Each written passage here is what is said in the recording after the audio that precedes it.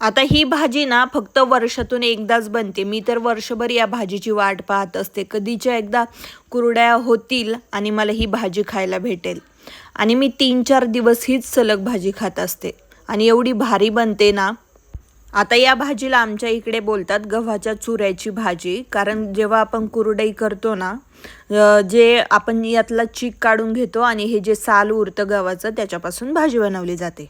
कढईमध्ये फक्त लसूण टाकायचा तेलात आणि कांदा टाकायचा, जिरी टाकायची आणि कांदा छान लाल करून घ्यायचा सोनेरी रंगाचा आणि त्यात हा कुरडईचा चुरा टाकून द्यायचा. हळद टाकायची, मीठ टाकायचं आणि लाल मिरची टाकायची आणि कोथिंबीर टाकायची आणि सगळं मिक्स करून घ्यायचं छान आणि 5 मिनटं झाकून ठेवताना थोडंसं पाणी पण टाकायचं आणि 5 मिनटं वाफेवर झाकून ठेवायचं.